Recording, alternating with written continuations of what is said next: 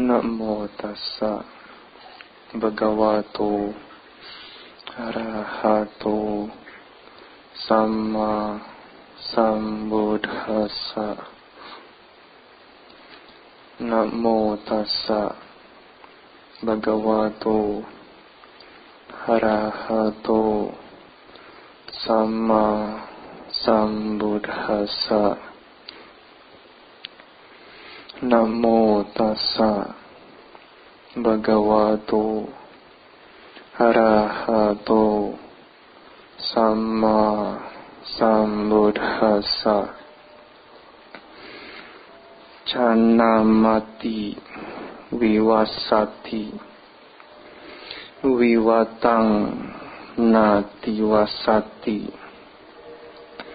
Tasma canang viwaretha ewang tang nati wasati ti.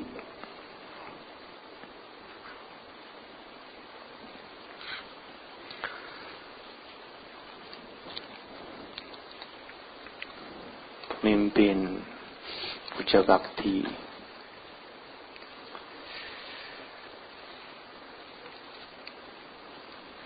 para upasaka, upasika, Bapak, Ibu,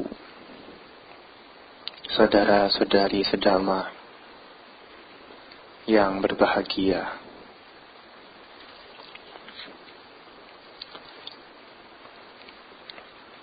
Saat ini kita telah memasuki bulan Oktober.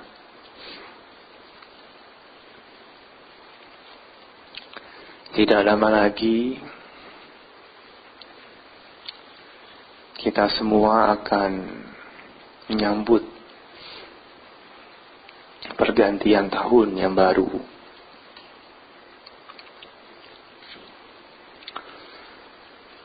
Biasanya kalau sudah masuk ke dalam bulan Oktober, November, Desember, harus siap-siap sedia ember. Karena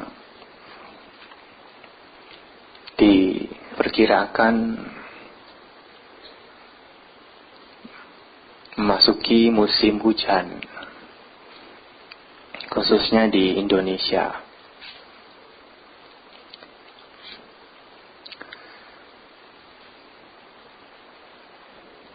Berbicara mengenai hujan, tentu kita semua sudah tidak asing ya dengan hujan. Dalam satu tahun pasti ada beberapa waktu ya, kita mendapati hujan turun.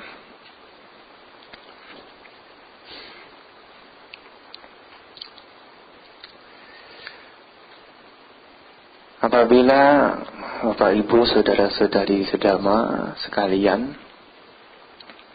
melihat sejarah,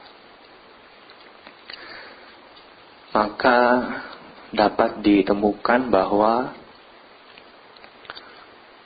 hujan sangatlah penting di dalam kehidupan semua makhluk hidup.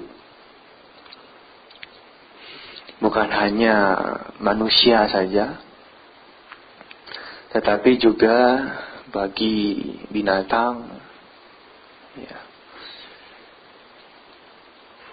bagi tumbuh-tumbuhan, tanaman, ya, pohon-pohon. Bisa dibayangkan bagaimana kalau tidak ada hujan dalam kehidupan kita ini.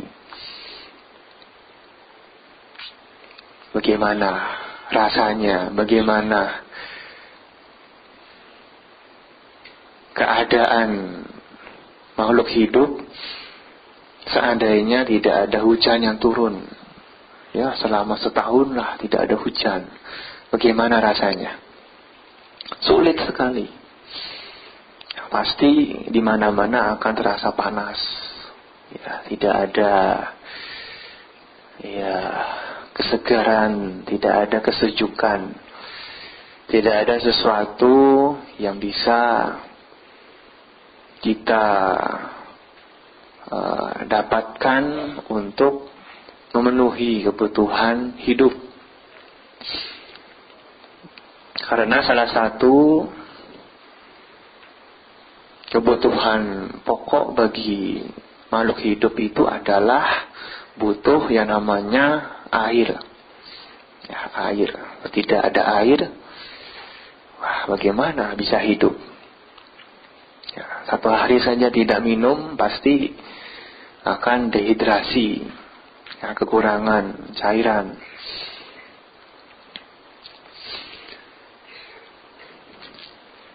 Itulah kenapa sejak zaman dulu ya hujan sangat dinanti-nantikan oleh banyak orang. Bahkan tidak sedikit yang mengatakan bahwa hujan itu adalah berkah bagi kehidupan. Ya kan? Biasanya kalau turun hujan, nah sudah. Ini hoki. Rezeki datang. Ya, berkah datang. Apalagi kalau hujannya itu turun pada hari-hari khusus. Hari-hari yang spesial. Ya, misalnya pada saat tahun baru Imlek. Ya, kalau hujan turun, apa tandanya?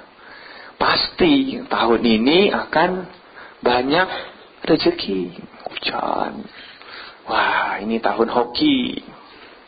Tadi dulu tahun baru Imlek hujan tidak? Hujan ya? Nah, ini hoki tahun ini nih. Hoki tidak? Oke ya? Wah, hoki. Ya, belum banjir. Nanti tunggu saatnya. Mudah-mudahan ya tidak. Nah, jadi banyak orang menganggap bahwa hujan itu adalah pertanda yang baik. Pertanda sebuah ya kemakmuran, kesejahteraan, kebahagiaan bagi ya kehidupan kita semua. Dan ini juga dijelaskan oleh Guru Agung kita, Sang Buddha. Ya, beliau mengatakan bahwa hujan itu memelihara semuanya. Seperti halnya seorang ibu yang memelihara anaknya. Ya, hujan juga memelihara semua makhluk hidup. Tidak memilih, tidak ada pengecualian. Ya, semuanya bisa ditopang, ditunjang.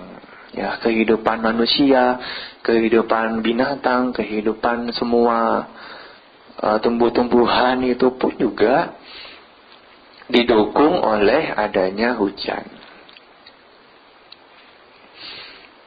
Inilah pentingnya ya hujan dalam kehidupan kita.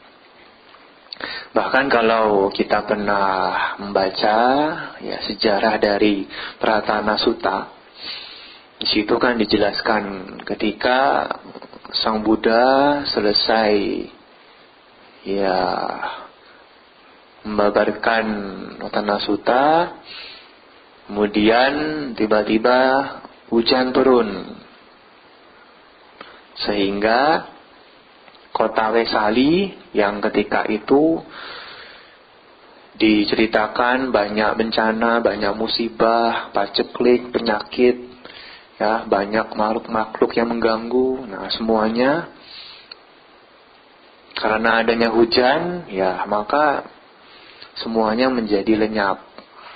Ya, malapetaka, bencana, musibah itu menjadi lenyap adanya. Ya, inilah kekuatan dari hujan. Saudara-saudari sejama yang berbahagia,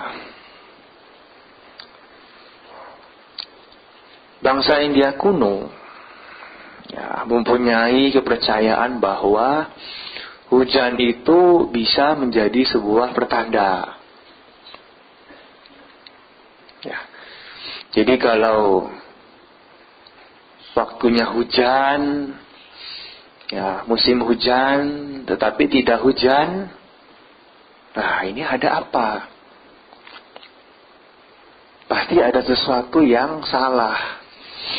Atau sebaliknya, waktunya tidak hujan, ya waktunya kemarau, tapi hujan terus-terusan. Nah ini juga ada apa? Nah mereka punya kepercayaan bahwa pasti ada sesuatu yang salah. Entah itu dalam lingkup yang kecil maupun dalam kondisi yang besar. Nah di dalam kitab Jataka, Sang Buddha juga pernah menyatakan bahwa ya kalau hujan itu turun pada saat yang tidak tepat, atau tidak turun pada saat yang tepat, maka ini dapat disebabkan oleh rajanya atau pimpinannya itu berlaku tidak bajik, tidak bijak, ya, tidak lurus, tidak benar. Bisa disebabkan oleh itu. Makanya kenapa kalau kita membacakan Etawata, ya, di situ kan ada setiap kali membacakan Etawata ada pengharapan yang baik. Supaya Dewo Wasatu Kalena, supaya hujan itu turun tepat pada waktunya, tepat pada musimnya. Jangan sampai kebalik-balik. Nanti musim hujan tidak ada hujan, musim kemarau malah hujan. Nah ini kebalik-balik. Ada kemungkinan ya di tempat itu ada sesuatu yang tidak beres, tidak benar. Harus dievaluasi, harus diperbaiki ya, apabila ada kesalahan. Nah dengan begitu, kalau hujannya tepat waktu kan juga enak ya. Kita bisa bersiap diri dengan sebaik-baiknya, tidak kebingungan, tidak malah ya menimbulkan kekacauan. Memang musim kemarau itu juga ya dianggap bencana oleh banyak pihak. Nah kalau kemarau bencana tidak? Iya, bagi mereka yang bercocok tanam, yaitu suatu musibah kalau kemarau, tidak ada hujan, karena tidak bisa mengairi hasil tanamannya itu, hasil pertaniannya. Kalau tidak ada air, ya bagaimana mau bisa tumbuh? Sungguh sulit sekali.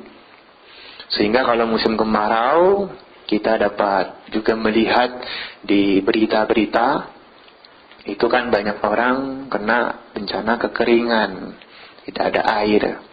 Ya, ini juga bagi mereka bisa disebut sebagai bencana, sebagai musibah. Kalau musim kemarau yang panjang. Nah, saya ingin mengajak saudara-saudari sedama sekalian untuk lebih ya menjelaskan lebih lanjut mengenai hujan. Ya, di dalam Anguttara Nikaya disebutkan bahwa ada 2 jenis hujan, yaitu hujan dalam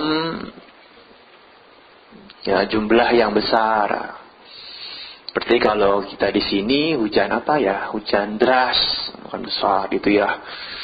Wah, kalau kita keluar hujan deras ya pasti basah kuyup. Jumlahnya besar, deras sekali. Tetapi ada juga hujan yang dalam ukuran yang kecil. Apa namanya? Gerimis, rintik-rintik kecil gitu. Kalau kita keluar pada saat gerimis, ya basah sih basah. Tapi basahnya mungkin sedikit. Ya sedikit. Nah, karena seperti tetesan air saja. Ya, tidak banyak. Jadi hujan itu juga bermacam-macam. Ya.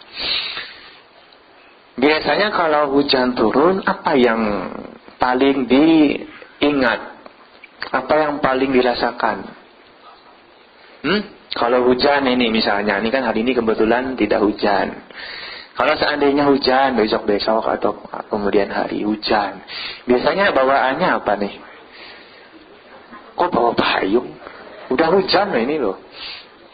Bawaannya apa? Bawaannya ngantuk. Ya kan? Kalau hujan, bawaannya aduh, ngantuk aja deh. Aduh, kayaknya kurang tidur ini semalam. Ngantuk aja bawaannya. Atau selain ngantuk, ada lagi. Kalau hujan biasanya ingatnya itu mie rebus. Karena lapar. Aduh, kok jadi lapar ya? Ini makan yang panas-panas ini enak juga. Ya. Jadi selalu ingatnya kalau enggak lapar, ya ngantuk. Nah, 2 itu tuh kalau hujan. Ya bagi yang masih jomblo, nah ingatnya beda lagi. Aduh, kalau hujan ini ingatnya mantan. Aduh, ya beda-beda lagi. Padahal sesungguhnya hujan itu kalau dulu kita belajar IPA di sekolah, ya kan? Ke SD itu belajar IPA. Hujan itu apa? Hujan itu adalah proses alam yang memang terjadi secara natural. Ya, fenomena alam yang wajar terjadi. Di mana saja, bukan hanya di Indonesia, di mana-mana pun ya ada hujan itu. Ketika air laut menguap, karena ada proses penguapan, kemudian air laut uap-uapnya itu naik ke atas menjadi awan. Awan lama-lama semakin banyak. Sudah penuh, ya pada saat nanti kena angin, kena apa, hujan, turun. Nah begitu.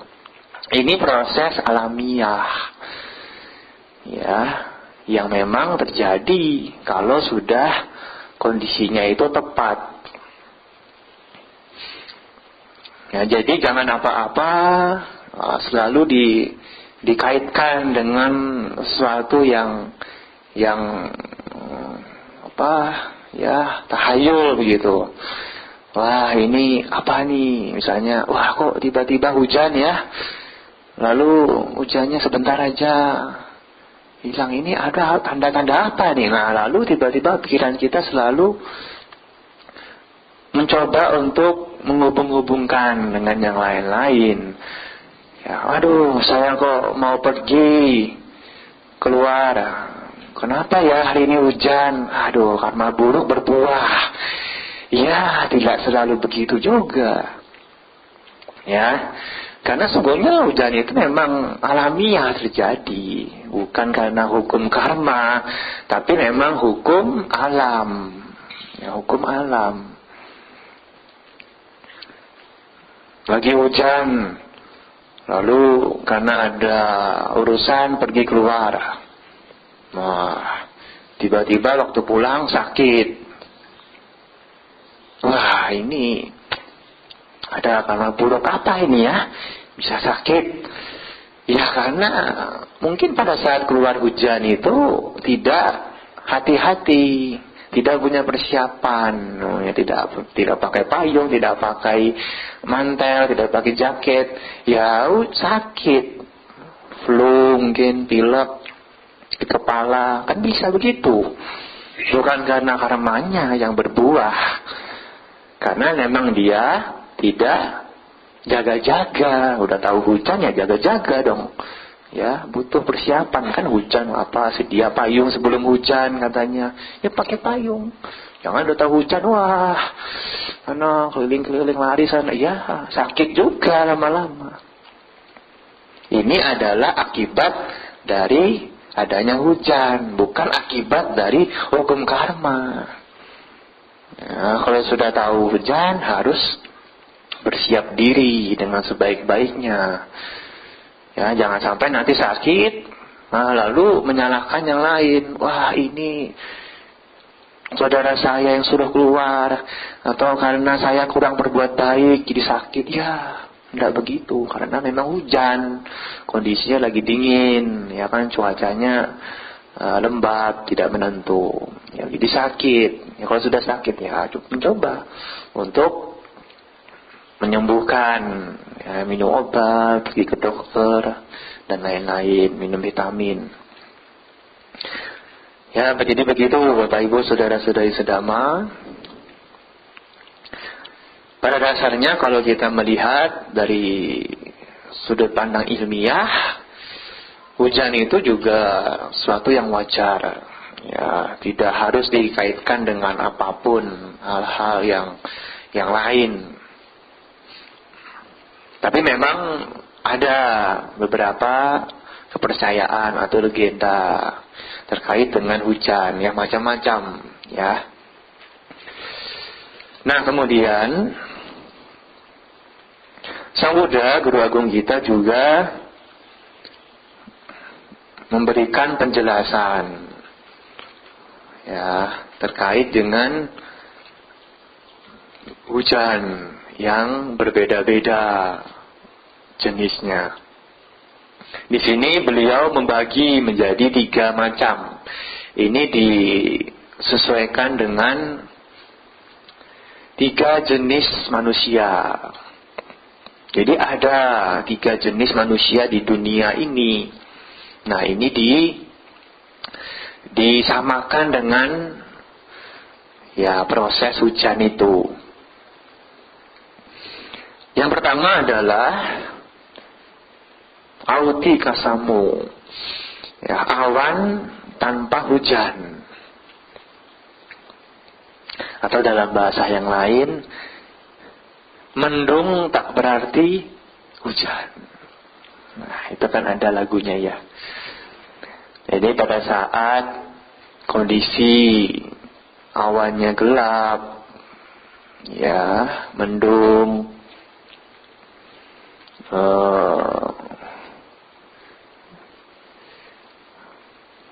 gelap sekali, kemudian ada suara petir bergemuruh, tetapi ternyata tidak turun hujan. Pernah tidak melihat yang seperti itu? Sering kan? Kemarin atau beberapa hari yang lalu, nah kadang-kadang begitu, mendung tapi ditunggu-tunggu nih, kayaknya mau hujan nih, bentar lagi mau hujan. Ya, tapi kok tidak ada. Wah, saya di PHP, kirain hujan, padahal mau jalan ini, nggak jadi. Nah, ini mendung tidak hujan. Maksudnya apa? Ya, ternyata ada orang yang, ya, awalnya dia itu mempunyai niat, mempunyai kehendak untuk memberi sesuatu. Ya, misalnya ketika ada bencana alam, wah, dia melihat, kasihan ya, ini banyak korban jiwa, ya, banyak rumah yang rusak, ya, infrastruktur juga hancur, ya, luluh lantah, dan dia ingin membantu. Tetapi ternyata ditunggu-tunggu, nah ini katanya mau bantu ini. Tunggu-tunggu mana ya, kok besok nggak datang. Nanti minggu depan katanya mau nyumbang, kok nggak ada barangnya. Ini jadi apa enggak ini bantu? Waduh, saya di PHP lagi. Nah, ternyata itu seperti awan, tidak ada hujan. Mendung tapi tidak hujan-hujan. Iya kan? Ngomongnya sih mau bantu, tapi kenyataannya tidak ada. Pernah tidak ketemu orang begitu? Nah, sering kan? Siapa tuh? Ya nggak usah disebutkan. Nah, ini mungkin tahu sendiri. Jadi orang itu, ya susah untuk membantu. Ya, dia tidak punya kemurahan hati. Memang tahu. Ya, ada yang menderita, kasihan. Tapi kok bantu itu rasanya sulit sekali. Ya, kikir, pelit. Jadi tidak mau memberi kepada siapa saja. Ini seperti mendung, tidak ada hujan. Yang kedua adalah padesawasi. Itu namanya hujan lokal. Jadi kalau ada awan mendung, kemudian hujan, tapi kok hujannya ini cuma di sini ya, di sini hujan. Waktu jalan ke tempat lain, loh kok enggak hujan? Ya misalnya di Sunter sini hujan. Di Kelapa Gading kok kering-kering aja, panas. Nah ini namanya apa? Hujan lokal. Ya hujan di satu tempat saja. Itu sama seperti orang yang dia mau membantu, mau memberi, mau berbagi. Tetapi masih lihat-lihat dulu. Nah ini siapa ini? Saya mau dah nanti ke wihara saya berdana. Tapi kalau ada bantainya, baru saya berdana. Kalau tidak ada bantainya, aduh, udahlah nanti aja deh, kapan-kapan. Ini lihat-lihat dulu, pilih-pilih. Atau misalnya, wah, saya kan tidak kenal, itu siapa? Saya juga tidak tahu itu ada korban, misalnya kena gempa. Saya tidak kenal kok. Ya, buat apa saya bantu? Toh saya juga nggak tahu siapa. Tapi kalau temannya, saudaranya, kerabatnya yang dikenal kena musibah, dia bantu. Cepat langsung. Tapi kalau tidak dikenal, nanti dulu deh. Misalnya nanti ini boceng li nih, aduh, nggak bisa. Aduh, ini pilih-pilih. Ya, pilih-pilih orang, pilih-pilih kemana dia akan membantu. Ini namanya apa? Hujan lokal. Pernah tidak ketemu yang begini? Sering lagi. Atau mungkin jangan-jangan saya bantu yang itu. Mungkin ada yang ngaku juga, nggak tahu nanti ya. Yang ketiga adalah sabata biwasi. Hujan yang merata. Hujan merata ya di mana-mana hujan, di sini hujan, di sana hujan, di mana-mana hujan. Tidak pilih-pilih, nanti di sini hujan, di sana tidak hujan. Ya, tidak semuanya hujan. Ini hujan yang merata. Artinya kalau orang itu menolong, ya dia membantu siapa saja. Tidak melihat ini kenal, tidak dikenal. Ini dulu pernah bantu saya, ini tidak pernah bantu saya. Ini jahat sama saya nggak mau. Tidak. Semuanya siapapun yang membutuhkan, dia akan bantu. Dia akan tolong. Nah dari ketiga macam jenis manusia ini, mana yang lebih baik? 1, 2, 3. Nah 3. Ya, yang paling bagus, yang paling baik adalah hujan merata, hujan di mana-mana. Oleh sebab itu, ya kita juga bisa menjadi ini, berusaha menjadi ini. Hujan yang merata. Ya, kalau berbagi, memberi, ya siapa saja. Ya. Tentu dengan disesuaikan dengan kemampuan yang ada. Ya, kalau bisa memberi banyak, beri banyak. Bisa memberi sedikit, ya berilah. Yang penting adalah ketulusannya. Yang penting adalah niat. Ya, pada saat memberi itu sudah bagus, sudah baik. Ya, bukan hanya pemberiannya yang dinilai, tapi juga niat baiknya. Ya, ketulusannya, keikhlasannya itu yang utama.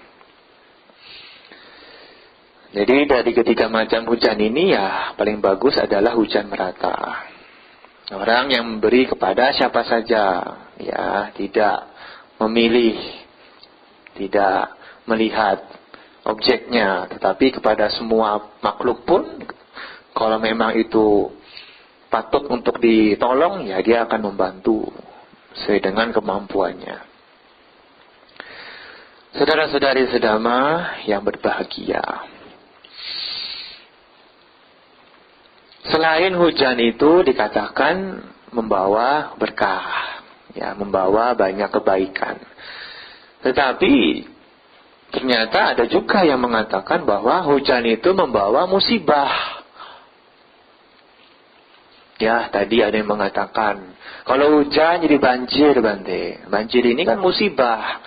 Iya, betul. Apalagi kalau sudah banjir, ya, kemudian tidak bisa jalan kemana-mana, ya, cuacanya menjadi lembab,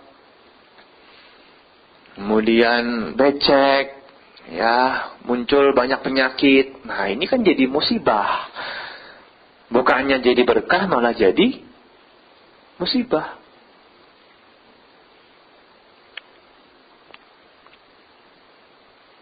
Ya, tidak sedikit orang yang kalau sudah hujan itu sakit-sakitan. Karena memang kalau hujan itu kan virus, bakteri kan bisa menyebar dengan cepat. Karena mungkin tergenang air kan, terbawa kemana-mana, ya mudah sekali ya menyebar itu penyakit. Sehingga kita juga harus berhati-hati. Kalau lagi hujan, ya tadi menjaga diri. Kalau ingin keluar harus ada persiapan yang cukup. Jangan sampai nanti sakit atau malah ya susah, ya nanti bisa repot keluarganya.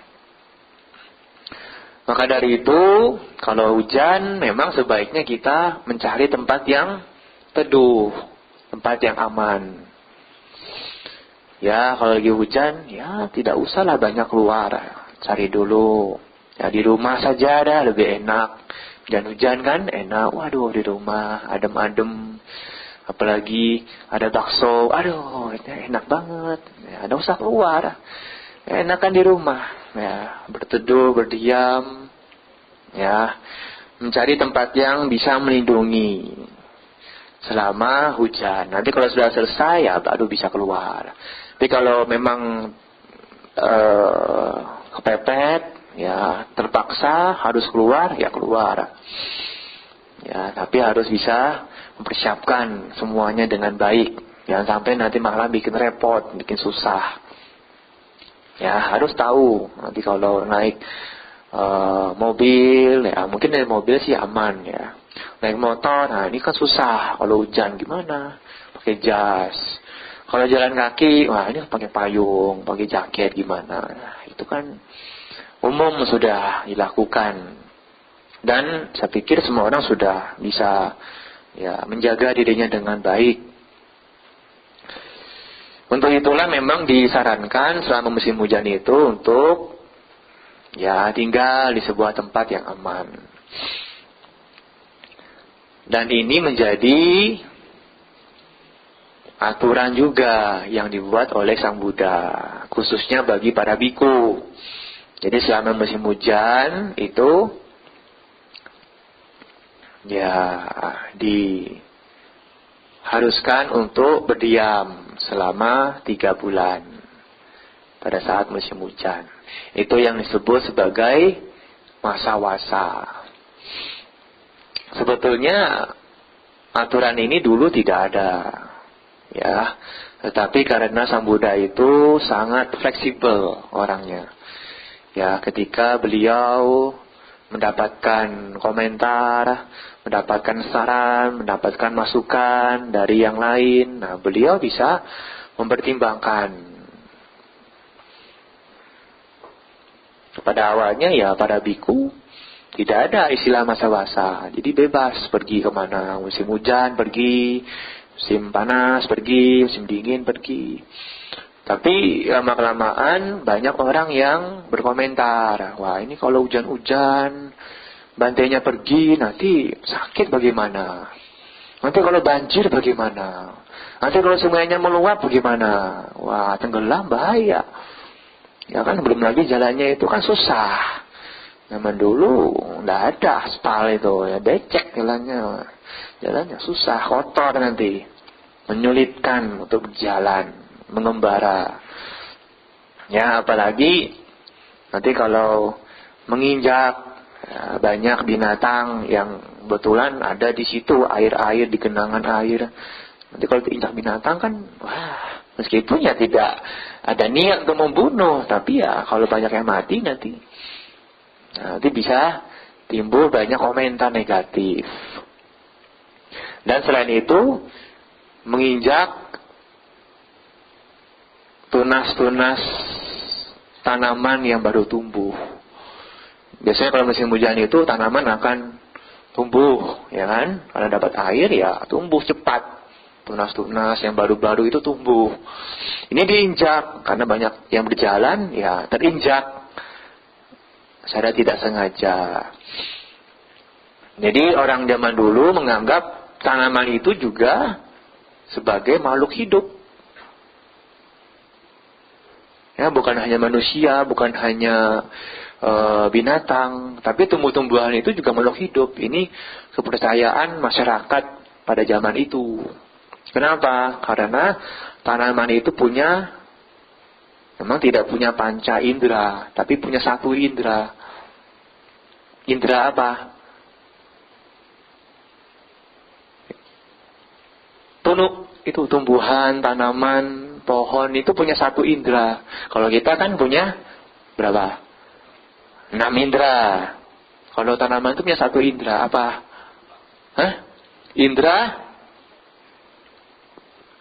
Indera sentuhan. Ya kan? Makanya ada tanaman namanya putri malu. Coba kalau dipegang, malu dia. Jangan pegang-pegang. Pegang-pegang, nah, bisa apa itu? Nutup. Itu kan ada indera sentuhan. Ya, indera sentuhan. Tanaman itu punya indera sentuhan. Jadi kalau kita pegang, itu mereka bisa merasakan indera sentuhan. Contohnya itu putri malu. Ya, coba dipegang. Nah, nutup. Malu-malu. Nah, malu-malu. Kalau sekarang ini dipegang, dipegang sebelah kiri, sebelah kanan belum nih, ayo. Nah, ini malah enggak tahu malu. Kadang-kadang ya susah sekarang ini, beda-beda. Ya, jadi begitulah ya sejarah mengenai adanya masa-wasa. Ya, para biku berlatih diri dengan sebaik-baiknya pada saat masa-wasa 3 bulan itu selama musim hujan. Tetapi di balik itu juga umat Buddha pun bisa berlatih diri dengan baik. Karena biasanya kalau masa-wasa ini kan biku-biku lebih banyak tinggal di wihara. Nah, ini kesempatan baik bagi umat Buddha semua untuk berlatih praktek dhamma dengan sebaik-baiknya. Ya, nanti kalau bantainya ada kan, wah semakin semangat datang ke wihara. Misalnya kalau hari biasa, wah bantainya jarang ada di wihara. Tapi kalau puasa, wah ini hampir selalu ada. Jadi kan semangat datang ke wihara, ya mempersembahkan dana makan, kemudian puja bakti, meditasi, ya diskusi dhamma, menjadi semangat, menjadi lebih giat untuk mendalami dhamma, ajaran Sang Buddha. Nah, jadi masa-wasa ini juga adalah kesempatan yang baik bagi para umat Buddha ya sekalian untuk mendalami Dhamma. 3 bulan itu waktu yang ya cukup lama, ya. Dan sebentar lagi akan berakhir ini masa wasa. Ya, hari ini tanggal 21. Nanti masa wasa berakhir tanggal 24 Oktober. Selesai masa wasa. Nah, selesainya masa wasa ditandai dengan adanya pawarana bagi para biku. Kalau ada 5 biku di tempat itu, ya bisa mengadakan sangga pawarana. Jadi para bante akan ya saling menyatakan tekadnya ya di depan sangga. Ya, kalau selama ini saya punya kesalahan, ya saya akan memperbaiki diri lagi lebih baik di kehidupan yang selanjutnya. Meskipun punya salah, meskipun tidak ada salah, ya sama. Tetap juga memberikan ya pengakuan seperti itu. Jadi ini adalah tradisi yang sudah ada sejak zaman Sang Buddha. Bagi umat pun sebetulnya bisa. Ya, karena kalau kita lihat di saudara-saudara kita, ada juga kan begini. Ya, maaf-maafan itu juga ada. Ayo minta maaf ya. Kalau saya ada salah setahun ini, minta maaf. Ada kan? Ya, kalau lagi lebaran itu kan begitu, sama tuh maaf-maafan. Ya, kalau saya punya salah, tolong dimaafkan ya. Supaya apa? Supaya batin kita menjadi lebih tenang. Seandainya pun ada salah, ya lega sudah. Minta maaf, sudah mengakui kalau ada salah, ya tolong dimaafkan. Lega kan? Lebih plong. Tidak ada beban lagi. Jadi begitulah kalau memang saudara-saudari sekalian seandainya punya kesalahan, ya baik itu melalui tindakan, ucapan, pikiran, ya mengakuilah kesalahan. Itu adalah sikap yang sportif, sikap yang bijaksana. Dan orang itu akan menjadi orang yang bijaksana. Ya, dia mau mengakui kesalahan. Seperti tadi yang saya kutip di awal. Janna mati wiwasati, wiwatang mati wasati. Hujan membasahi apa yang tertutup. Hujan tidak membasahi apa yang terbuka. Wah, ini seperti teka-teki. Ini Sang Buddha ini juga ternyata hebat dalam bahasa sastra. Ini teka-teki ini. Ya, ada maksudnya. Apa maksudnya ini? Tasma janang wiwa reta ewang tang nati wasati. Maka bukalah yang tertutup itu, supaya hujan tidak akan membasahinya. Jadi yang tertutup itu malah hujan tidak bisa membasahi. Malah yang terbuka itu yang tertutup itu hujan malah jadi basah. Nah, bingung kan? Jadi ini apa yang tertutup itu malah kalau hujan basah. Tapi kalau yang terbuka malah tidak basah. Apakah itu? Itu adalah batin kita sendiri. Kalau Anda punya masalah, punya salah, punya sesuatu yang dipendam, ya, itu tidak bisa diketahui oleh orang lain.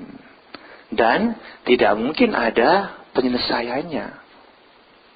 Karena dia dipendam. Nggak tahu, ini yang salah siapa? Diem, ya nggak ada yang tahu kan? Tidak ada yang mau mengaku. Ini siapa nih yang pecahin piring? Diem. Siapa ini? Nggak tahu, nggak ada yang ngaku. Bagaimana bisa menyelesaikan masalah kalau dipendam, disimpan? Justru kita harus membukanya. Supaya masalahnya selesai. Kasih tahu, oh ya itu tadi saya misalnya kesenggol, piringnya jadi jatuh, pecah. Oh ya kalau begitu hati-hati. Ya selesai masalahnya. Ya, selesai kan semuanya sama-sama enak. Tapi kalau diam tidak ngaku, jadi malah suasananya kan tidak enak.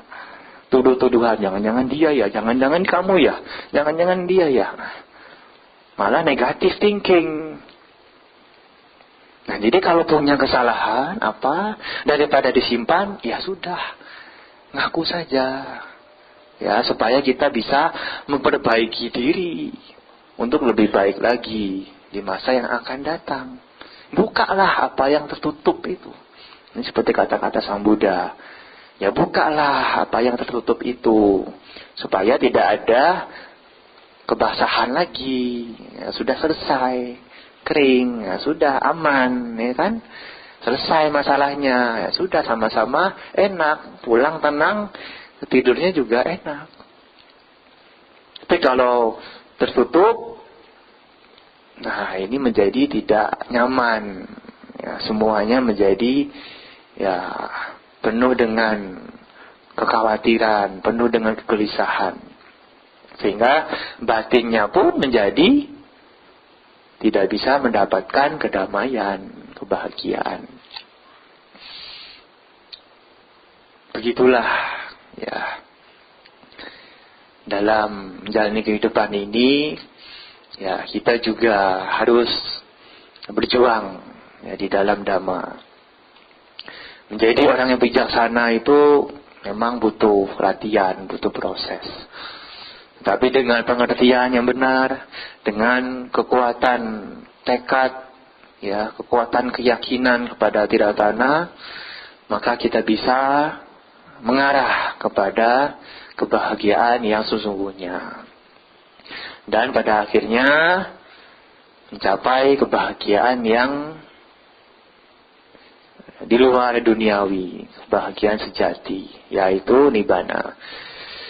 Semoga semuanya dapat terus mengembangkan ya, kesadarannya dalam praktek Dhamma dengan sungguh-sungguh. Semoga Tiratana selalu melindungi kita semua, Sabbe Satta Bhavantu Sukhitata. Semoga semua makhluk berbahagia. Terima kasih. Sadhu, sadhu, sadhu.